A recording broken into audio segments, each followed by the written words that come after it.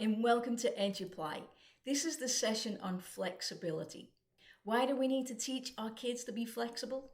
Because as we're teaching them flexibility, we're teaching them to be resilient, we're teaching them to adapt to change, and we're teaching them that problem solving is in their hands and they can do it. So let's get on with how to teach flexibility in the classroom easily for you and the kids.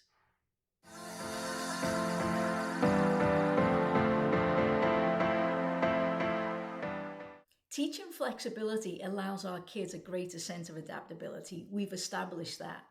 But how do we take that and then model that in the classroom? One of the first activities that I would encourage you to do is to role play. Let them role play different perspectives. As they role play, what we really want them to do is understand different perspectives and diverse points of view, and the ability to empathize with all of that. They don't have to agree. They don't have to come round to somebody else's opinion, but the ability to be flexible and see that other opinions exist is a powerful tool in this world. Another way is to create problem-solving activities. Once again, remember, in these short bite-sized brain bursts, you don't have to go into a full lesson on this. You can do that 15-minute concept explanation. So you're teaching flexibility around a problem-solving scenario. When you give the kids a problem and there's more than one answer and more than one solution, that's teaching them flexibility. And then they have to evaluate which one might be best and why.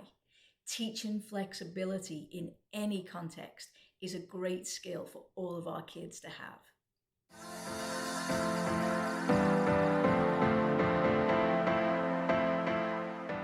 As the kids complete the problem-solving activity, another strategy moving forward for a different day or a different time or a continuation would be to help them reflect and provide feedback, both to each other and from you as a teacher. What happens in those moments is that the kids are like, well, how did I get to that decision? And what if I'd have taken a slightly different view, or if I'd have approached it from a slightly different angle? What would the outcome be the same? Would it be slightly different? And they can reflect on their current solution and see if there's a way to tighten it or redefine it for a more effective, flexible approach to the solution.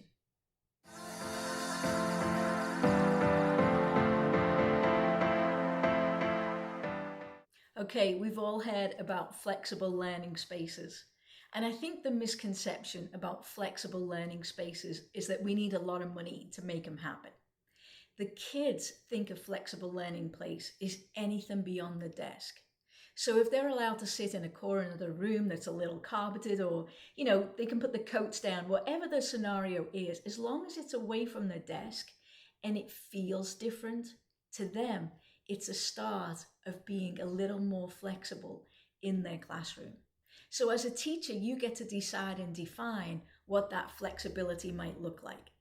But as you think about being flexible in your classroom, know that every job and every option that they have beyond their schooling is going to put them in a different environment, and flexibility about how they work and where they work and when they arrive and all those good things will be built in to their part of their everyday working experience.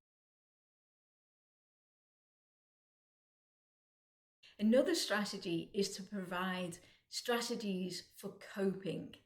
And we all know that some of our kids, if they're not A's or B's, or if they don't feel like they're matching up to their peers, they have real difficulty socially and emotionally coping with that.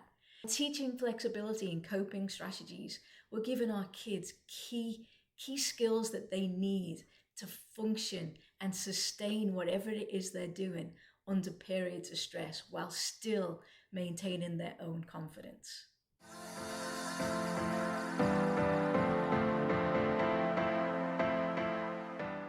The last strategy that I'm going to talk about in this session is reflection and celebration.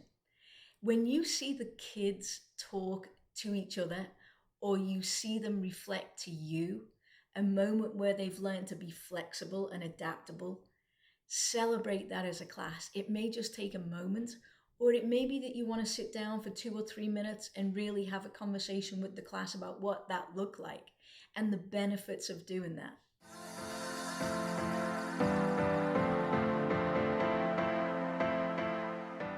So remember, as you go through this unit on flexibility, what we're ultimately doing is providing the kids with the skill to be flexible and at the same time resilient to ensure that they are successful in their everyday lives.